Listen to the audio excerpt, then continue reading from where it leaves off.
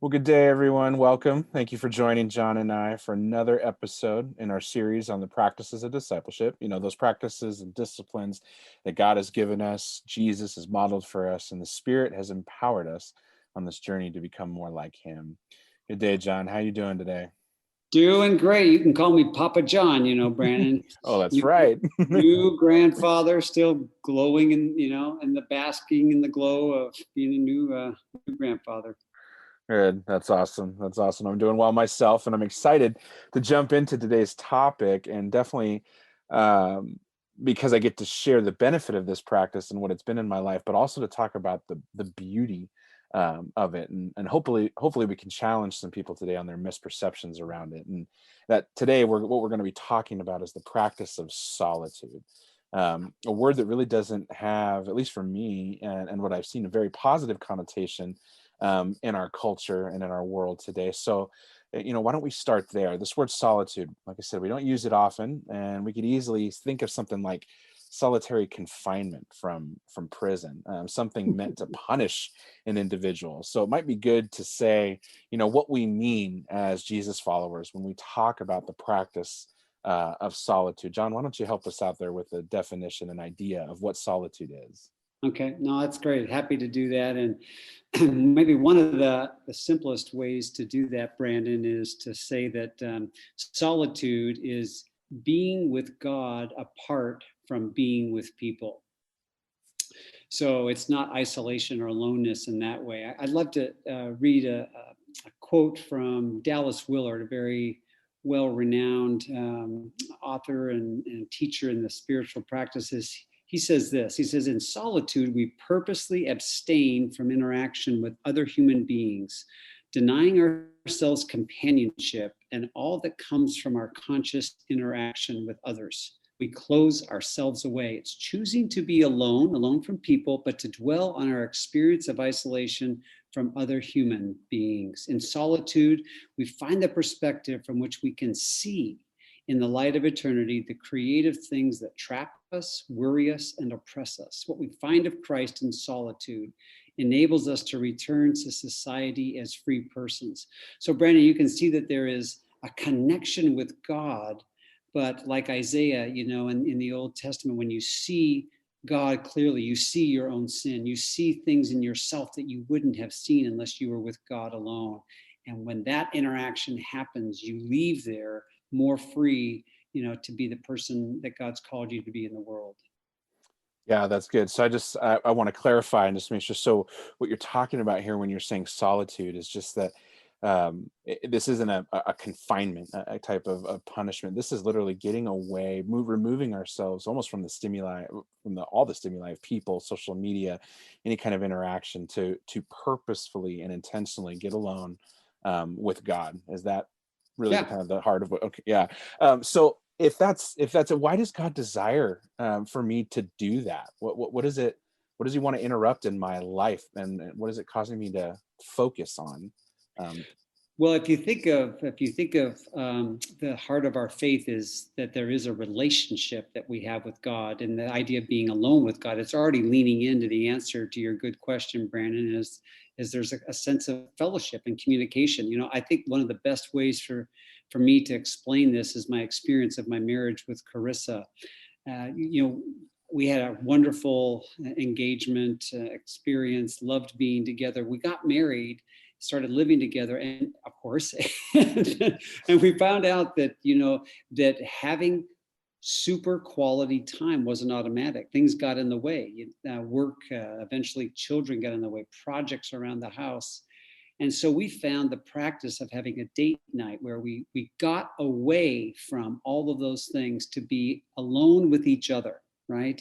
And there was a level of conversation and connection there that we would take back into our home and back into our work, back into our reasonable busyness that really bled over, and gave us grace with each other in every other area of our life. And so that's the way I see is that God's given us this gift of solitude as a significant quality time bubble, so to speak, that can permeate every area of our life. thank you, John. That was a fantastic example. Just the idea of cultivating any type of relationship requires Right. this kind of solitude and with each other. But let's look at Jesus, who is our model, our hero, and yes, he was fully God, but also fully human. And so he, like you and with Carissa, nurtured his relationship, with his Father, with God. So where do we specifically see Jesus practicing solitude during his time on earth? Yeah, I love that question because a lot of times we can come to the Gospels and ask questions, where do we see him healing or loving? But this one isn't asked necessarily as often, is it? And so I love those little verses that are tucked in, especially the book of Luke, the book of Mark, and the very opening chapter, that Jesus, it was his practice. The verb tense was, this was something he did ongoing, repeatedly, that he would get up before dawn, before the disciples were making breakfasts and arguing or whatever, and he went out alone, not to be alone, but to be with his Father alone. And the impact of that coming back into he knew where he needed to go. He could hear the voice of his Father in the midst. And then there was these moments. So there was these mornings, and then you could just tell that he had, even when he was surrounded by people, he had this ability, right, to hear the Father. And you can imagine him walking away on the road, having these moments where he could pull away and hear the Father. And then there was these extended times that the Gospels really make clear, Brandon, where he gets away from the crowds and the disciples, and he goes up to the mountain for not just an hour, not just for a little morning time, but like an extended period of time. And it seems like these three moments, these extended periods and these regular mornings, was kind of like a pattern, a rhythm for his life that affected everything he did. Yeah. These stories are impactful for Jesus, but John, how is there a story from your life where this practice of solitude and its benefits were clearly evident to you? Yeah, for me, my early experience of solitude came just literally weeks, Brandon, after I made a decision to follow Jesus at a Young Life camp after I graduated from high school. I spent 4 months living in France. This is before there was email, Zoom, any kind of communication except letters. And so I had this incredible experience with Christ in community at a camp. And then I got on an airplane and was living with a family in France, speaking French all the time when I was with people, but then had my own apartment above the host family where I was living. And so I had all of this alone time. And what I had learned in my time at that camp was some practices. So like, if you have that alone time, here's something you can do in that alone time. So I learned how to study the Bible and I practiced that. But I had this time every night, coming back from work where there was no television, there was no social media. And so for those 4 months, that became a practice. And so when I later went back and started college, it was kind of natural for me to think about, well, listen, I've got to find a place in the midst of all this dorm life. I found cubby holes, in my dorm, and times to have solitude. And eventually, I moved into an apartment and created a little room that was an extra room in the apartment building that was cleared out for me to be able to have solitude. So that very first 4 months, where I was forced into it, Brandon, actually set a pattern that led into not only college, but beyond, just the practice of getting away and getting alone with Christ.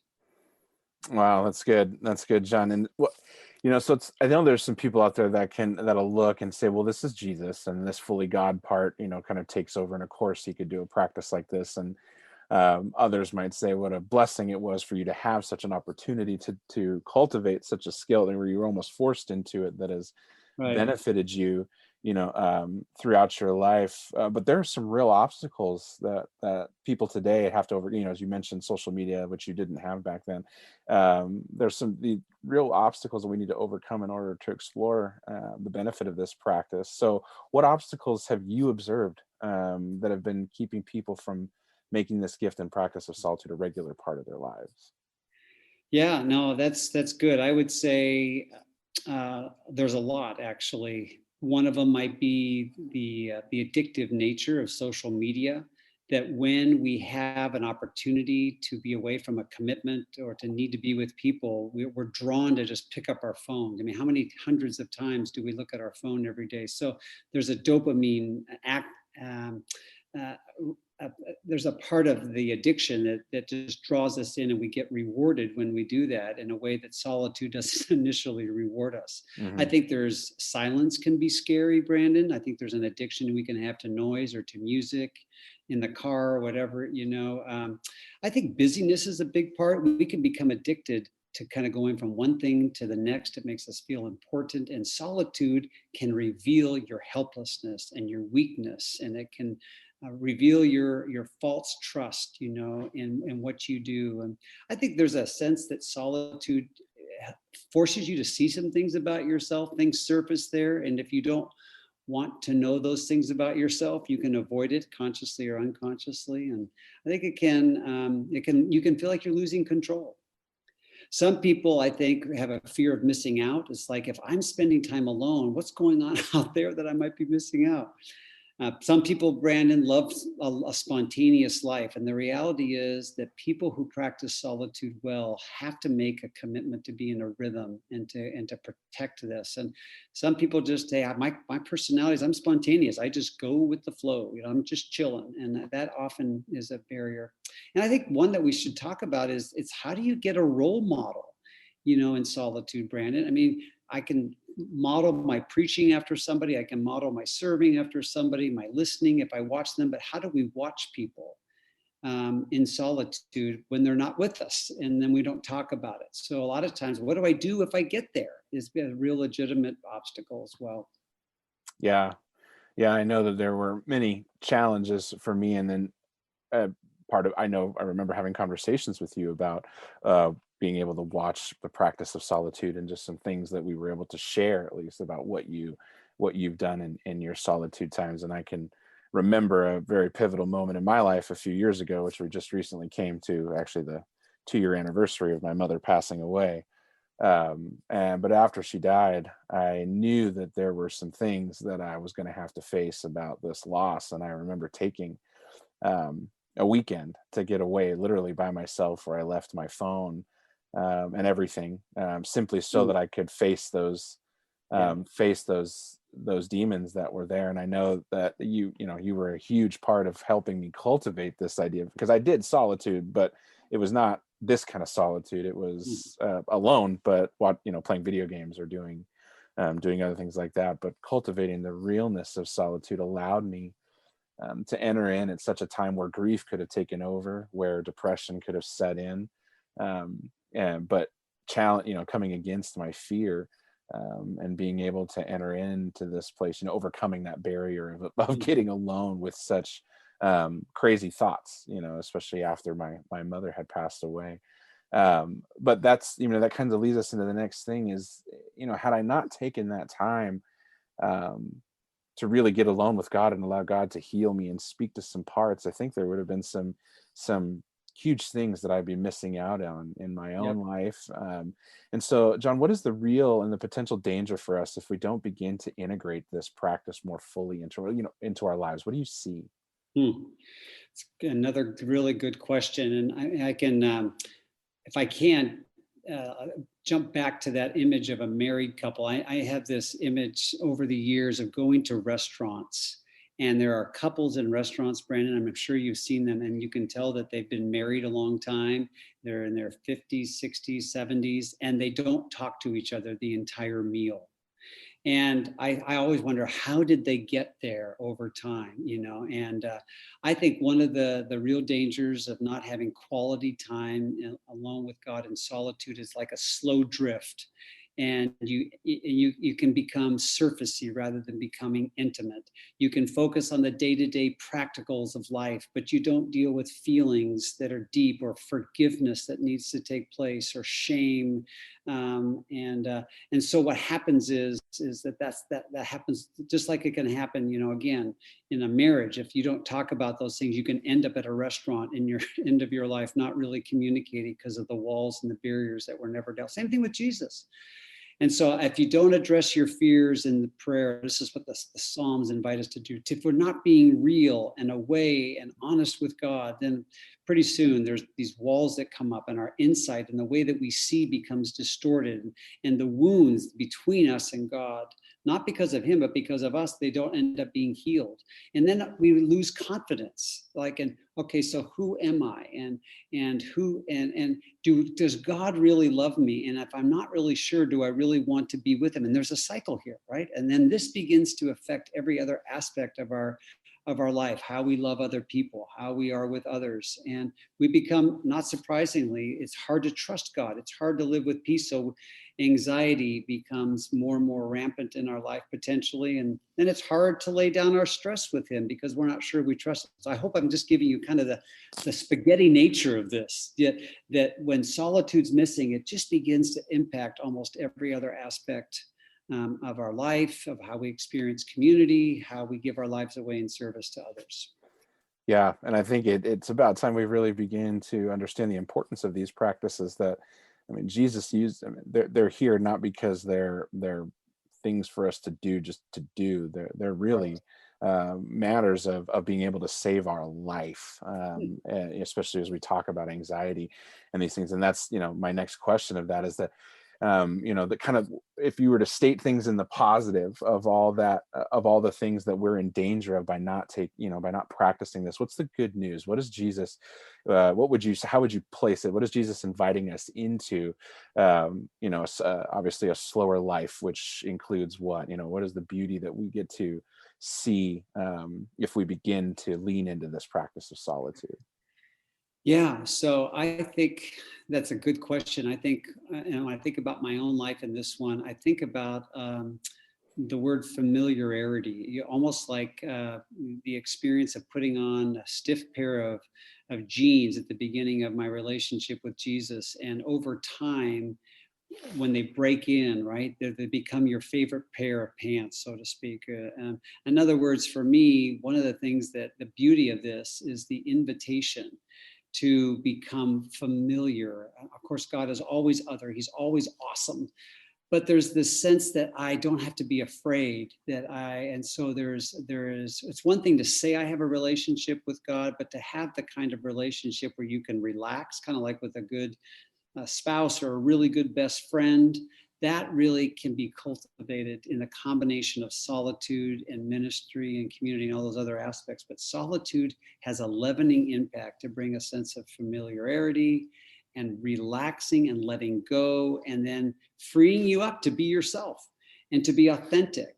And if you can be authentic with God, alone, you'll find yourself being authentic with other people in a more natural and easy way.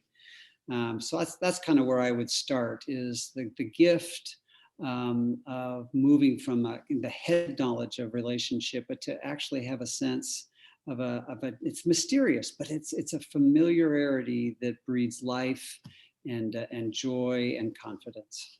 Yeah, I mean, as you've been talking about some of the chemical releases for, when people get on social media, and Yeah. one of the, as we develop actually deeper relationships with people, those chemicals that get released are actually more addictive to us, but it takes us a while, to get there. And so this idea of familiarity, I mean, it's more than just that. As that deeper relationship continues to get cultivated, we see, a drop in blood pressure, a drop in anxiety and Right. stress, the ability to focus and to be present, with people, joy and smiles coming. Yes. You're not waking up with a feeling of impending doom. Depression is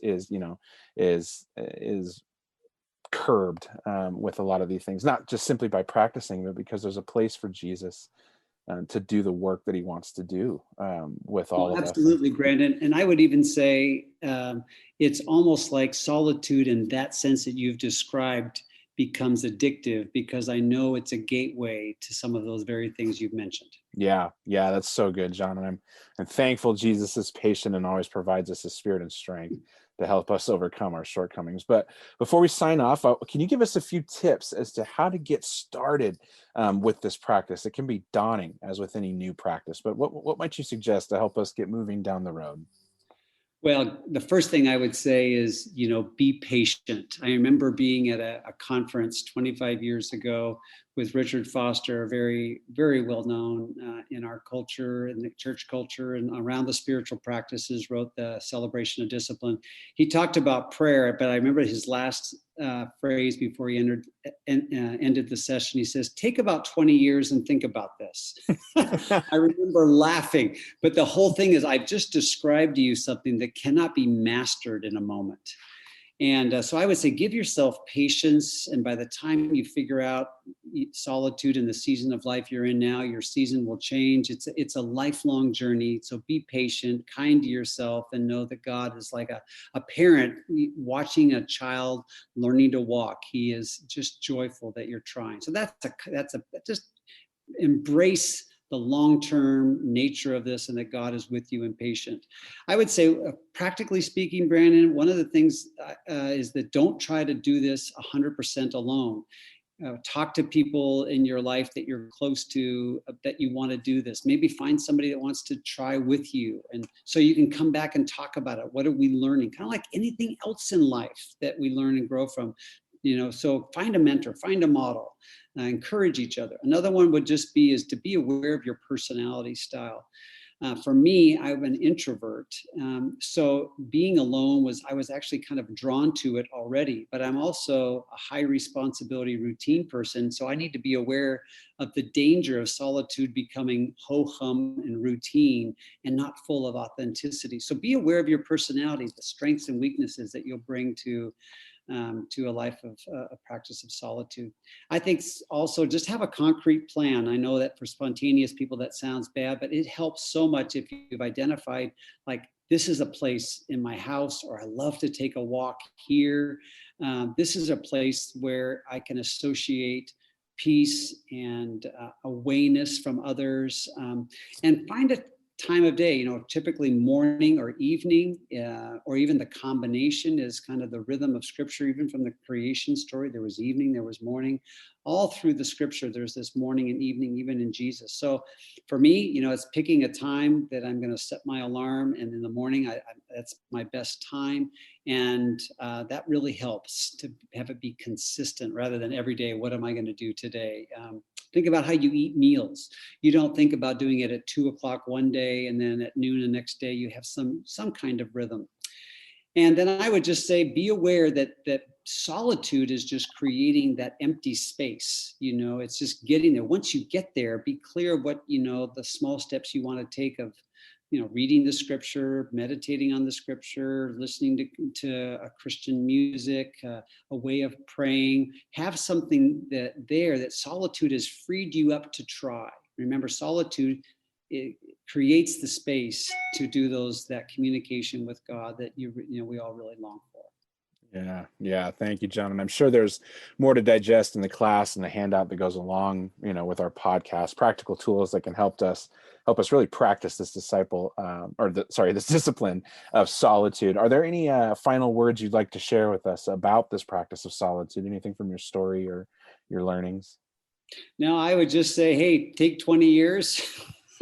And just grow into it. I mean, that word of just being gracious, and see it as a gift, that like a big pair of pants that you're growing into over a long period of time, and know that God's with you in the midst of it all. Yeah, that's a good word. Take your time, everybody.